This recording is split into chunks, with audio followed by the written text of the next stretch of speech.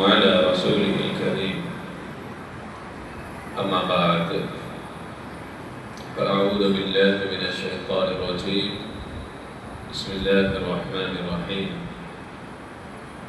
قال الله تبارك وتعالى في كتابه القرآن الكريم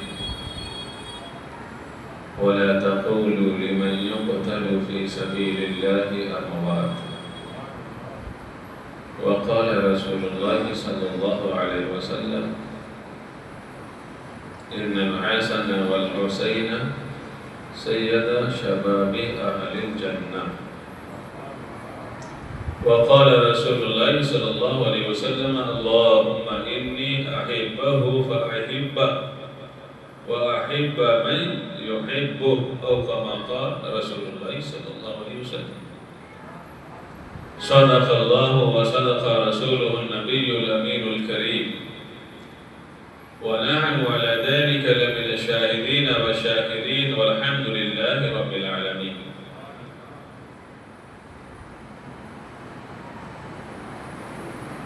شاعر نے کہا ہے، بڑا مشہور و فیمس شعر ہے کہ قتل حسین اصل میں مرگ یزید ہے. قتل حسین اصل میں مرگ یزید ہے. اسلام زندہ ہوتا ہے ہر کربلا کے بعد. قتل حسین اصل میں مرگ یزید ہے. اسلام زندہ ہوتا ہے ہر کربلا کے بعد. اور میں نے سنایا تھا اس سے قبل ایک شعر، آپ نے سنا، کوشش کر رہا ہوں اس کا سنانے کے لیے. کونین میں بلند ہے رتبہ حسین کا، کونین میں بلند ہے رتبہ حسین کا، فرش زمین سے عرش تک شہرا حسین کا. فرش زمین سے عرش تک شہرا حسین کا.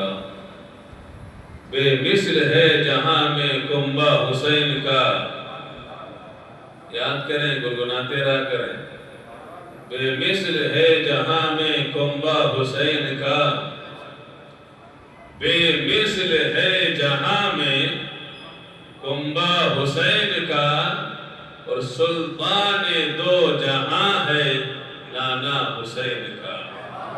سلطان دو جہاں ہے نانا حسین کا. حضرات، میں نے ایک آیت شہادت سے متعلق اور ایک حدیث آقا حسین اور آقا حسن سے متعلق موضوع سخن بنایا ہے. اور آج میری تقریر کا عنوان حضرت امام حسن اور حسین کے بچپن سے اور مدینہ منورہ جانے تک کے، مدینہ منورہ سے مکہ کے لیے سفر تیار کرنے تک، اور کچھ آپ دونوں حضرات کی علمی صلاحیت اور اللہ کی راہ میں خرچ اور صبر اور تحمل اور بردباری سے متعلق انشاءاللہ العزیز یہ موضوع سخن رہے گا. اللہ رب العزت ارشاد فرماتا ہے وَلَا تَقُولُوا مت کہو لِمَنْ يُقْتَلُ جو میری راہ میں مارے جائیں، شہید کیے جائیں. کیا اموات، مردہ مت کہو. کیوں؟ کیونکہ مردہ کو کہا جاتا ہے، زندوں کو مردہ نہیں کہا جاتا ہے. اور جو میری راہ میں شہادت کا جام پی کر کے آتے ہیں وہ مردہ نہیں ہوتے ہیں بلکہ وہ زندہ ہوتے ہیں. اعلیٰ حضرت ارشاد فرماتے ہیں تو زندہ ہے واللہ، تو زندہ ہے واللہ، میرے چشم عالم سے چھپ جانے والے ہیں.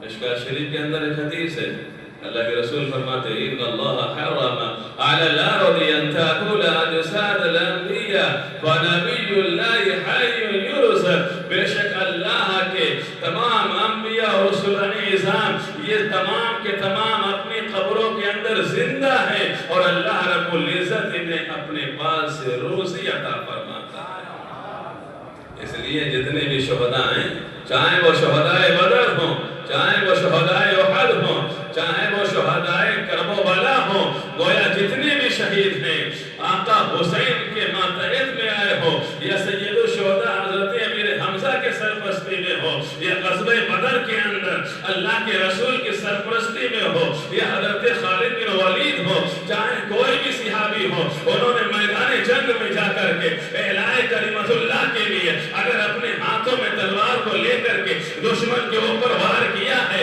تو پھر اور وہ شہید ہو گیا ہے تو پھر وہ مرا نہیں ہے بلکہ وہ زندہ ہے، اور اس زندگی کی دلیل یہ ہے قرآن فرماتا ہے وَلَا تَقُولُوا مَتْ کہو جو میرے راستے میں مارے جائیں، شہید کیے جائیں، کیا نہ کہو، مردہ مت کہو، کیوں نہ کہے پاک پروردگار، اس لیے مت کہے بلکہ وہ زندہ ہے، لیکن ان کی زندگی کو تم سمجھ نہیں سکتے ہو۔ سمجھ میں ہمارے ان کی زندگی نہیں آ سکتی ہے، اسی لیے ہمیں جو قرآن نے تعلیم دی کہ بھئی مردہ مت کہو، ہم کہتے ہیں کہ مردہ نہیں۔ آقا حسین شہید ہیں، ہم خوش نصیب ہیں کہ ہم زندوں کا جشن منانے کے لیے یہاں پر جمع ہوئے ہیں۔ آقا حسین کل بھی زندہ تھے، جب مسجد نبوی میں تھے تب بھی زندہ تھے، کربلا معلیٰ میں جب پہنچے تب بھی زندہ تھے، جب آخری سجدہ ادا کیا تب بھی زندہ تھے، اور جب آپ کا سر مبارک یزیدیوں نے آپ کے تنے مبارک سے الگ کر دیا اور کوفہ کی گلیوں میں ٹہلایا اور قاہرہ کی سرزمین پر دفن کیا گیا، اس وقت بھی آقا زندہ تھے۔ کیوں؟ اس لیے کہ آقا حسین کے سر مبارک کو جب لے جایا جا رہا تھا تو ایک پادری نے اپنے مکان کی چھت کے اوپر بیٹھ کر کے یہ آیت مبارکہ سنی تھی وَلَا تَحْسَبَنَّ اللَّهَ وَلَا تَحْسَبَنَّ اللَّهَ غَافِلًا عَمَّا يَعْمَلُ الظَّالِمُونَ، اور ایک دوسری آیت کریمہ ہے وَلَا تَحْسَبَنَّ اللَّهَ قُتِلُوا فِي سَبِيلِ اللَّهِ أَمْوَاتًا، اے لوگو ہرگز ان کو گمان مت کرو مردہ جو اللہ کے راستے میں شہید ہو جائے، بلکہ وہ زندہ ہے۔ قرآن حسین پڑھتے ہوئے گزرے تھے، گویا آقا حسین یہ درس دے رہے تھے کہ جیسے میں پہلے زندہ تھا ویسے میرا سر اگرچہ جسم سے الگ ہو گیا لیکن آج بھی میں زندہ ہوں، اور اللہ نے مجھے وہ مقام عطا فرمایا ہے کہ صبح قیامت تک انشاءاللہ میں زندہ رہوں گا۔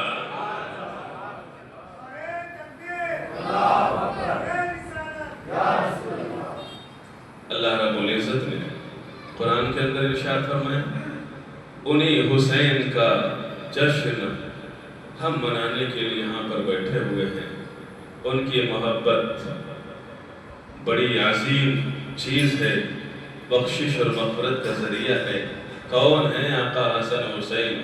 وہ آقا حسن حسین کہ اللہ رب العزت کے پیارے محبوب نے یہ صرف ہم سے اور آپ سے نہیں فرمایا کہ حسین سے محبت کرو، بلکہ حدیث کے اندر ہے اللہم انی احبہ، اے اللہ میں ان شہزادوں سے محبت کرتا ہوں، حسن سے بھی محبت کرتا ہوں، حسین سے بھی محبت کرتا ہوں، اے اللہ میں محبت کرتا ہوں تو بھی ان سے محبت فرما۔ گویا اللہ رب العزت کے پیارے محبوب اللہ کی بارگاہ میں عریضہ پیش کر رہے ہیں، اے اللہ میرے یہ نوازے ہیں، میرے یہ لاڈلے ہیں، میرے یہ بیٹے ہیں، یہ میرے دل کے ٹکڑے ہیں، یہ میری آنکھوں کے چین ہیں، میری بیٹی سیدہ فاطمہ کا سکون ہے، علی کے لاڈلے ہیں، داماد کے لاڈلے و پیارے ہیں، اے میرے پاک پروردگار میں بھی ان سے محبت کرتا ہوں، فاطمہ بھی محبت کرتی ہے، علی بھی محبت کرتے ہیں، اے اللہ تو بھی ان سے محبت کر۔ اور یہیں تک اللہ کے رسول نے بس نہیں فرمایا، آگے ارشاد فرماتے ہیں کہ اے پاک پروردگار جو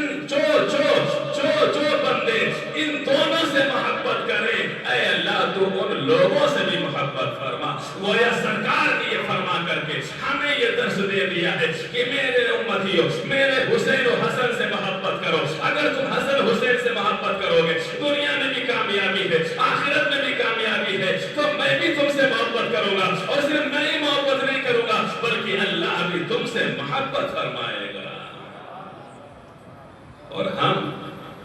جب آقا حسین سے محبت کرتے ہیں تو پھر ظاہر سی بات ہے رسول اللہ اور اللہ کی ذات بھی ہم سے محبت کرے گی اور کر رہی ہے۔ شرط یہ ہے کہ ہم سچے عاشق حسین ہوں، اور سچے عاشق حسین کب ہوں گے؟ اس وقت ہوں گے جبکہ آقا حسین کا جو مشن تھا، تمام انبیاء کرام جو مشن اور مقصد لے کر کے آئے تھے وہی آقا حسین کا مشن اور مقصد تھا۔ آقا حسین میدان کربلا میں کس لیے گئے تھے؟ اپنی جان کو بچانے کے لیے۔ آقا حسین اپنے آپ کو بچانے کے لیے نہیں گئے تھے، بلکہ آقا حسین دین اسلام کو بچانے کے لیے گئے تھے۔ آقا حسین چاہتے تو بچ سکتے تھے۔ رخصت اور عزیمت یہ دو چیزیں ہوتی ہیں، ایک رخصت اور ایک عزیمت، دو شک سارے لوگوں کے پاس میں۔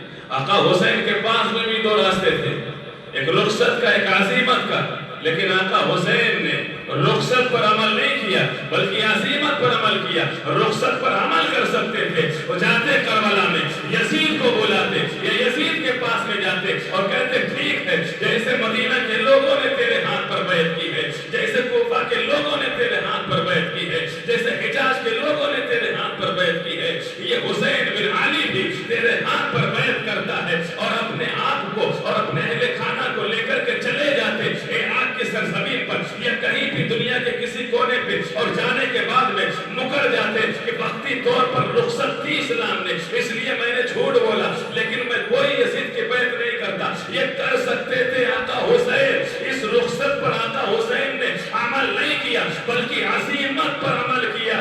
ادھر سے یہ تھا اگر بیعت کرو گے تو ٹھیک، بیعت نہیں کرو گے تو مار دیے جاؤ گے، شہادت کا جام پیو گے، پورا کنبہ اجھاڑ دیا جائے گا، اور محمد کو بھی تڑپا دیا جائے گا، قاسم کی بھی جوانی لے لی جائے گی، علی اکبر کو بھی لے لیا جائے گا، علی اصغر کو پیاسا تڑپایا جائے گا، عباس جو کہ بھائی ہے ان کا بازو لے لیا جائے گا۔ لیکن آقا حسین آخر تک اسلام کی رخصتی پر عمل نہیں کیا بلکہ عزیمت پر عمل کیا، اور آخر تک یہی کہتے رہے یزید کے ہاتھ میں ہاتھ دینا یہ منظور نہیں ہے، حسین ابن علی کو سر دے دینا منظور ہے، لیکن ہاتھ دینا فاسق کے ہاتھ میں منظور نہیں ہے۔ یہی دونوں بہن بھائی اور حسن بھائی دونوں لوگ سرکار صلی اللہ علیہ وسلم کی زیر سایہ کرم میں پلے بڑھے۔ اللہ رب العزت کے پیارے محبوب نے، حضرت علی نے، سیدہ فاطمہ الزہرا نے، سیدہ زینب نے ان دونوں بھائیوں کی تربیت اور پرورش فرمائی اور پڑھائی فرمائی۔ دونوں بھائی حافظ و قاری، عالم و مفتی و فاضل اور محدث راوی۔ حضرت امام حسن نے تو اللہ کے رسول صلی اللہ علیہ وسلم سے حدیثیں بھی روایت فرمائی ہیں، علم میں باکمال۔ آقا حسین بھی بہت جید عالم تھے، آقا حسن بھی گویا کہ جتنے بھی علوم و فنون تھے۔ اور پھر بات کیا کہنے، ارے جس گھر سے علم چلا ہو، جس گھر میں علم پیدا ہو، جس گھر کے اندر جبریل امی آئے ہو، جن کے باپ کو اللہ کے رسول نے فرمایا ہو انا مدینۃ العلم وعلی بابھا، میں علم کا شہر ہوں، علی اس کے دروازے ہیں، تو بتاؤ جو شہر علم کا ہو اس کے تحت اگر کوئی پرورش پا رہا ہو، جو شہر علم شہر کا دروازہ ہو اس کے تحت اگر کوئی پرورش پا رہا ہو، علم حاصل کر رہا ہو، تو پھر اس کے علم کا عالم کیا ہوگا۔ آقا حسن و حسین نے حضرت علی کے ماتحتی میں، سیدہ زینب خاتون جنت کے ماتحتی میں، اللہ کے رسول صلی اللہ علیہ وسلم کے ماتحتی میں رہ کر کے صرف علم ہی نہیں بلکہ تیر اندازی کے بھی فنون سیکھے، تلوار چلانے کے جو داؤں اور پیچ ہوتے ہیں وہ بھی آقا حسین نے سیکھے، اور جتنی بھی حضرت علی کے مابین، حضرت علی کے دور خلافت میں 4 ماہ تقریباً 4 سال 8 ماہ اور کچھ دن اتنی خلافت حضرت علی کی رہی۔ اگر ملک عراق ہو کہ ایران ہو یا کوئی بھی ملک ہو، وہاں اگر کوئی معاملہ پھنستا تھا تو حضرت علی آقا حسین کو بھیجتے تھے، کیونکہ آقا حسین کو اللہ نے شروع ہی سے طاقت و قوت عطا فرمائی تھی، اور حضرت علی آقا حسین پر وثوق فرماتے تھے کہ آقا حسین کو جس نرگے کے لیے بھیج دیتے تھے تو اس کو آقا حسین فتح کر کے ہی واپس آیا کرتے تھے۔ وہ بازوں میں قوت اللہ نے آقا حسین کے رکھی تھی۔ آقا حسن حسین جوانی کی دہلیز پر پہنچے، آقا حسن کی شادی ہوئی، آقا حسین کی بھی شادیاں ہوئی، اور میں آپ کو بتا دوں کہ اللہ رب العزت نے حضرت علی کے ذریعے حضرت فاطمہ کو 6 بھائی بہن عطا فرمائے تھے، ایک حسن، ایک حسین اور ایک محسن۔ یہ 3 بیٹے تھے، 3 بھائی اور 3 بیٹیاں، سیدہ زینب، رقیہ اور ام کلثوم۔ اب یہ 3 بھائی 3 بہن، 6 لوگ تھے، 6 لوگ۔ ان 6 لوگوں میں سے محسن جو سب سے چھوٹے تھے اور حضرت رقیہ، یہ دونوں بچپن ہی میں انتقال کر گئے۔ 4 بھائی بہن بچے، حضرت امام حسن اور حسین، اور بہنوں میں سیدہ زینب اور ام کلثوم۔ حضرت ام کلثوم کی شادی اللہ کے رسول صلی اللہ علیہ وسلم کے داماد حضرت علی نے حضرت امیر المومنین عمر فاروق رضی اللہ تعالیٰ عنہ سے فرمائی، اور سیدہ زینب کی شادی عقد اور نکاح عبداللہ بن جعفر سے فرمایا۔ دونوں بہنوں کی شادی ہو گئی۔ حضرت امام حسن کا کئی عورتوں سے عقد اور نکاح ہوا۔ حضرت امام حسین جو کہ آپ کے مجلے بھائی تھے دوسرے نمبر کے، ان کی شادی بھی ہوئی، لیکن تمام کئی خواتین میں سے جب کربلا گئے تھے تو ایک روایت میں آتا ہے کہ 3 خاتون تھیں آپ کی، ان 3 میں سے ایک تھی شہر بانو، اور شہر بانو یہ ملک ایران کے بادشاہ کی شہزادی تھی، اور یہ آئی تھی قیدی بن کر کے حضرت عمر ابن خطاب کے دور میں۔ حضرت عمر ابن خطاب نے سارے صحابہ کے درمیان میں مال غنیمت کو تقسیم کر دیا تھا، اس وقت یہ شہزادی بچی تھی۔ آپ نے مشورہ کیا کہ یہ ایران کے بادشاہ کی شہزادی ہے، اس کو کس کے اس میں دیا جائے، یہ کس کے حصے میں آئے گی؟ تو پھر مشورہ یہ ہوا کہ آقا حضور امیر المومنین ایسا کریں، چونکہ یہ بادشاہ کی شہزادی ہے تو ہمیں اس کو بادشاہی کے شہزادے کے ساتھ میں رکھنا چاہیے۔ پھر کیا ہوا؟ اللہ رب العزت کے خلیفہ دوم امیر المومنین عمر ابن خطاب نے آقا حسین سے شہر بانو کا عقد جو ہے فرما دیا۔ یہ شہر بانو کتنی پاک باز تھی، بڑی متقیہ اور پرہیزگار تھی آقا حسین کے ماتحتی میں رہ کر کے۔ اللہ اکبر، دیکھو تو ذرا، حضرت سیدہ زینب بھی ہیں، حضرت شہر بانو بھی ہیں۔ جب یزید تخت نشی ہوا اور اس نے مدینہ منورہ کے گورنر ولید بن عقبہ کو لکھا تھا، تو اس وقت جیسے آقا حسین نے آ کر کے گھر پہ کہا تھا، اس وقت آپ کو معلوم ہونا چاہیے آقا حسن نہیں ہے، کیونکہ آقا حسن کا بھی ان کی بھی شہادت ہو جاتی ہے، صرف آقا حسین رہ جاتے ہیں۔ جوانی کا معاملہ ہے، میں آپ کو حضرت حسن سے متعلق بتاتا ہوا بات آگے کو بڑھاؤں۔ حضرت امام حسن ہیں، آپ کی شادی ہوئی، شادی ہونے کے بعد میں روزمرہ کے معمولات میں آپ مشغول رہے، آپ کچھ ہی مہینے تک آپ نے خلافت کو جو ہے سنبھالا، لیکن ادھر حضرت امیر معاویہ بھی آ کر کے آپ سے باتیں کرنے لگے، سرگوشی کرنے لگے، لیکن یاد رہے اللہ کے رسول صلی اللہ علیہ وسلم کی پیش گوئی صحیح ہونے کا وقت آ گیا تھا۔ آقا حسن حضرت امیر معاویہ بیٹھے ہوئے ہیں، یہ اس وقت کی بات ہے جبکہ امیر حضرت علی کی شہادت ہو گئی ہے۔ حضرت امام حسن مسرت خلافت پر ہیں، حضرت امیر معاویہ عراق سے آ کر کے مدینہ میں حضرت امام حسن سے ملاقات کرتے، کئی بار ملاقات ہوئی، لیکن اب وہ پیش گوئی کون سے پیش گوئی؟ وہ پیش گوئی جبکہ اللہ کے رسول مدینہ شریف کے مسجد نبی کے اندر منبر پر کھڑے ہوتے اور آقا حسن کی طرف دیکھتے، آقا حسن کی طرف دیکھتے ہوئے ارشاد فرمایا تھا ایک بار پیغمبر اسلام نے، یہ میرا جو شہزادہ بیٹھا ہوا ہے، یہ حسن جو بیٹھے ہوئے ہیں، اس کے ذریعے اللہ رب العزت آنے والے وقت میں 2 گروہوں کے درمیان میں صلح فرمائے گا، بہت سی جانے جانے والی ہوں گی، لیکن اس شہزادے کے وسیلے سے ان تمام ناحق جانوں کو جانے سے اللہ بچا لے گا۔ پھر کیا ہوا؟ حضرت امام حسن کے پاس امیر معاویہ ہے، تو امام حسن سے بات کی خلافت سے امور سے متعلق، اور حضرت امام حسن نے کہا ٹھیک ہے، اگر ایسا معاملہ ہے، میں آپ کو باریکی میں لے کے نہیں جانا چاہتا ہوں، چونکہ کچھ خلافت سے متعلق اور کچھ اندرونی امور سے متعلق بات تھی۔ امام حسن نے دور اندیشی سے کام کیا کہ اگر میں ہٹ جاتا ہوں تو یہ جو جنگ ہونے والی ہے، دونوں طرف میرے نانا جان کے امتی ہیں، دونوں طرف کلمہ پڑھنے والے ہیں، دونوں طرف نماز پڑھنے والے ہیں، تو میرے خلافت پر رہنے کی وجہ سے یہ جنگ ہوگی، ناحق لوگ مارے جائیں گے، ختم ہوں گے، شہید خون خرابہ ہوگا۔ آقا حسن نے کہا ٹھیک ہے، میں تمہیں خلافت دیتا ہوں، لیکن 3 شرطیں ہیں۔ کون سی شرطیں ہیں؟ میرا معاویہ نے کہا ایک شرط یہ ہے کہ آپ کی خلافت کے بعد چند دن جو آپ کی خلافت رہے گی، تاکہ یہ معاملہ جو پھیلا ہوا ہے لوگوں کے درمیان میں خلافت سے متعلق یہ ختم ہو جائے، اس کے بعد میں یہ خلافت کا مستحق میں ہی ہوں گا۔ کہا ٹھیک ہے، منظور ہے۔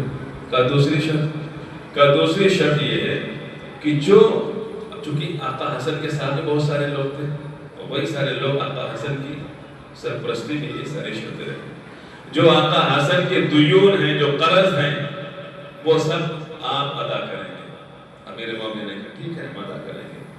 تیسری شرط کیا ہے؟ تیسری شرط یہ ہے، آقا حسن کی طرف سے پیش کی گئی کہ حضرت علی کے امور خلافت میں اہل حجاز، اہل عراق، اہل مدینہ سے متعلق کوئی بھی معاملہ ہو تو اس کے اوپر کوئی بھی ایکشن نہیں لیا جائے گا۔ حضرت امیر معاویہ نے کہا ٹھیک ہے، یہ تینوں شرطیں ہمیں منظور ہیں۔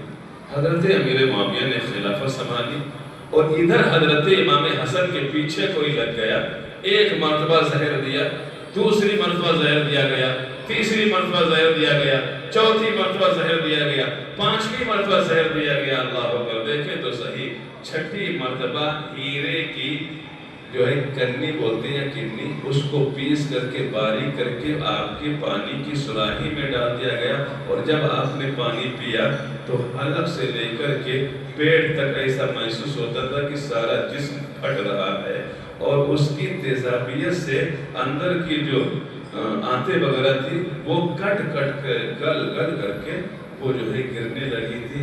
ایسی شدت، ایسی سختی اس زہر کے اندر تھی۔ آقا حسین آئے، آپ کو کس نے زہر دیا؟ آپ کو کچھ خیال ہے؟ آقا حسن نے ارشاد فرمایا میں جس کے بارے میں اگر گمان کروں، اگر وہی صحیح ہے، میرے بھائی حسین جس کے بارے میں مجھے گمان ہے، اگر وہی صحیح ہے، اسی نے مجھے زہر دیا ہے، تو پھر میں اور آپ کون ہوتے ہیں اس سے بدلہ لینے والے؟ اس کا بدلہ تو اللہ رب العزت دے گا۔ اور اگر میں جس کا گمان کر رہا ہوں وہ نہ نکلا، کوئی اور نکلا، تو پھر میں یہ چاہتا ہوں کہ میری وجہ سے کوئی ناحق مارا جائے، ناحق کا کون ہو، اس معاملے کو تم رہنے دو، یہ اللہ کے اوپر چھوڑ دو۔ آقا حسین آپ کو انہوں نے سنبھالا۔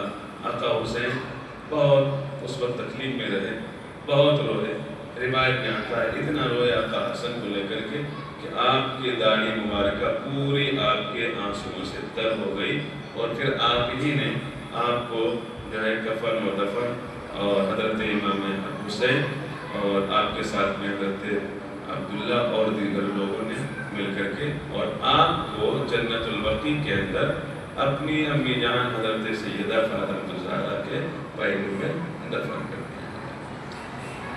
امام حسن دنیا سے تشریف لے گئے، شہادت کا مرتبہ، شہادت کا جام کیا۔ ادھر امیر معاویہ خلافت پر تھا، ادھر اس کی بھی طبیعت بگڑی، اور پھر کیا ہوا؟ امیر معاویہ کا انتقال ہوا اور کسی کو نہیں پتا۔ یزید کو معلوم ہے، ظاہر سی بات ہے، باپ جب انتقال کرتا ہے تو سب سے پہلے، عرف بھی ہے، عام بھی ہے، بھائی کہیں خبر کرو نہ کرو، بڑے بیٹے کے پاس میں کرو، بڑی بیٹی کے پاس میں کرو، سارے بیٹوں کو بلا، ساری بیٹیوں کو بلا۔ یزید کے پاس حکم آیا کہ آپ کے والد امیر معاویہ انتقال کر گئے ہیں، اب کیا کرنا ہے؟ اب کرنا کیا ہے؟ ان کی جگہ پہ ہم بیٹھیں گے۔ اب یہ یزید اتنا ظالم و فاسق و فاجر تھا کہ اس کے دور میں، اس کے سامنے یہ سمجھ لیجئے کہ ایک شخص بہن اور بیٹی اور ماں سے عقد کر لیتا تھا، نکاح کر لیتا تھا، لیکن اس سے کوئی بھی پرواہ نہیں، کیونکہ خود اتنا موٹا، اتنا بھدا، اتنا ظالم، اتنا شرکش انسان تھا یہ یزید۔ جب یہ تخت نشی ہوا تو اس کو ڈر لاحق ہوا کہ حسین ہے مدینہ کے اندر، عبداللہ بن زبیر ہے مدینہ کے اندر، عبداللہ ابن عباس ہے مدینہ کے اندر، اگر ہم نے جلد بازی نہ کی تو پھر کہیں ایسا نہ ہو کہ بغاوت شروع ہو جائے۔ فوراً مدینہ کے گورنر جو ولید بن تھا، ولید نامی گورنر مدینہ کا تھا، تو اس کے پاس یزید نے فوراً حکم بھیجا کہ مدینہ کے اندر حسین بن علی، عبداللہ بن زبیر، عبداللہ بن عباس کی بیعت لے لی جائے۔ اللہ اکبر۔ جب یہ قاصد ولید کے پاس میں آیا، جب ولید نے دیکھا کہ حسین بن علی، عبداللہ بن زبیر، عبداللہ بن عباس اور یہ تینوں بڑے بڑے صحابہ، ان کے پاس کے جانے کی ہمت نہ ہوئی، پھر اس نے کیا کیا کہ اچھا چلتے مروان سے مشورہ لیتے۔ اب مروان بن حکم کے بارے میں سنیے۔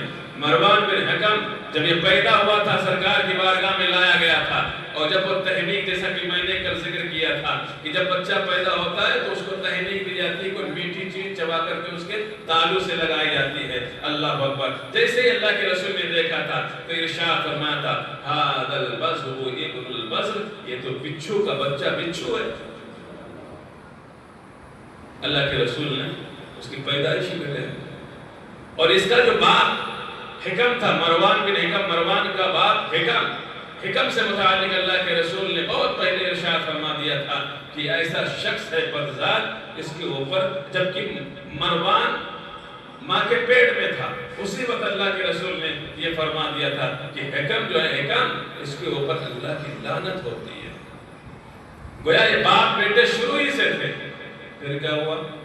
جب ولید نے مروان سے مدینہ کے اندر مشورہ دیا تو مروان نے کیا کہا؟ ایسا کرو، سب سے پہلے اگر تمہیں بیعت لینی ہے اور اپنی گورنری برقرار رکھنی ہے تو حسین بن علی کو بلاؤ، اور بلا کر کے ان سے بات کرو، اگر وہ نہ آئیں تو ان کے گھر پہ چلو اور ان کی بیعت لینا ضروری ہے۔ عبداللہ بن زبیر، عبداللہ بن عباس تو بیعت کر ہی لیں گے۔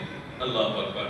حضرت امام حسین کو بلایا گیا، آپ سمجھ گئے تھے، آپ کو پتہ چل گیا تھا۔ جیسے ہی وہاں پہنچے دیکھا کہ ولید کے ساتھ میں مروان ہے، آقا حسین سمجھ گئے کہ معاملہ اچھا نہیں۔ کہا کیوں بلایا؟ کہا اس نے بلایا، امیر معاویہ کا انتقال ہو گیا۔ حالانکہ آقا حسین کو پہلے پتہ ہو گیا تھا۔ کہاں پھر؟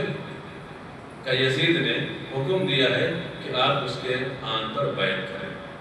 آقا حسین کہتے لا حول ولا قوة الا باللہ استغفر اللہ ربی من کل ذنب واتوب الیہ۔ میں سمجھتا تھا کہ یہی معاملہ ہونے والا ہے، امیر معاویہ کے بعد میں وہ بدذات یزیدی نلائق وہی بیٹھے گا۔ آخرکار اس کا حکم آ گیا، ٹھیک ہے مجھے مہلت دیجیے، میں تھوڑا غور و فکر کر لوں، اس کے بعد میں بتاتا ہوں۔ آپ اس پر چلے آئے، چونکہ مروان تھا، مروان کی وجہ سے آپ نے زیادہ گفتگو کرنا ناپسند کرنا ہے۔ پھر کیا ہوا؟ جیسے ہی آپ چلے گئے تو فوراً مروان نے اپنا بچھو پر ظاہر کیا، ولید تمہیں ہو کیا گیا ہے؟ حسین آئے تھے، ان کو یہی تمہیں جکڑ لینا چاہیے تھا، یہی پہ قید کر لینا چاہیے تھا، ان کی بیعت لینی چاہیے تھی ان سے، اگر نہیں بیعت لے رہے تھے تو ان کو آگے بھیج دینا چاہیے تھا۔ تم نے بہت بڑی غلطی کر دی ہے، حسین کو چھوڑ کر کے اب وہ شاید کہ تمہیں نہ ملے۔ پھر کیا ہوا؟ میں آپ کو شارٹ کر بتا رہا ہوں۔ آقا حسین نے اسی دن اسی رات میں گھر جا کر کے گھر والوں کو حکم دیا کہ اب ہمارا یہاں پر رہنا صحیح نہیں ہے، لہذا ہمیں اب مدینہ چھوڑنا ہے، فجر کی نماز سے پہلے ہمیں مدینہ چھوڑ دینا ہے۔ عباس علمبردار ہے، سیدہ زینب ہیں، شہر بانو ہیں، اور حضرت سکینہ، سیدہ سکینہ ہیں، اور دیگر تمام افراد ہیں، بھتیجے ہیں، بھانجے ہیں، بیٹے ہیں، بیویاں ہیں اور بھانجے ہیں، سارا سب کچھ جو ہے اب تیاری ہونے لگی۔ اب یہیں پر میں بتانا چاہتا ہوں کیسی تھی وہ خواتین، شکر کرنے والی، صبر کرنے والی، اللہ کا شکریہ ادا کرنے والی، اور اپنے شوہر کے ایک حکم پر لبیک و صادق کہنے والی۔ شہر بانوں نے یہ نہیں کہا گیا تھا، میں اتنے بڑی عالیشان محل میں رہی اور وہاں سے آ گئی، آپ کا ساتھ عقد کرا دیا گیا، ٹھیک تھا، لیکن اب کیا ہے، مدینہ چھوڑو، اب جو ہے وہ سفر میں نکلو، پتہ ہے کہاں جائیں گے کہاں نہیں۔ لیکن شہر بانوں نے اف نہ فرمایا، سیدہ زینب جو کہ بہن تھی انہوں نے اف نہ کیا، سکینہ نے اف نہ کیا، حضرت علی اکبر نے اف نہ کیا، حضرت عباس اور قاسم نے پیچھے ہٹنے کو نہیں کہا، یہ نہیں کہا۔ آقا حسین کا حکم تھا کہ ہمیں چلنا ہے، کیوں نہ چلنا ہے؟ اس لیے کہ گورنر جو مدینے کا ولید، اس نے اب ہمارا جینا دشوار کر دیا، لہذا ایسا کرو آپ سب لوگ امی جان کی بارگاہ میں حاضری دے لو، نانا جان کی بارگاہ میں حاضری دے لو، حسن بھائی کی بارگاہ میں حاضری دے لو، آج ہم فجر سے پہلے ہی ہمارا قافلہ یہاں سے روا ہو جائے گا۔ اللہ رب العزت ہمارے اور آپ کے سننے سنانے کو اپنی بارگاہ میں قبول فرمائے۔ وما علینا الا البلاغ۔ السلام علیکم ورحمۃ اللہ وبرکاتہ۔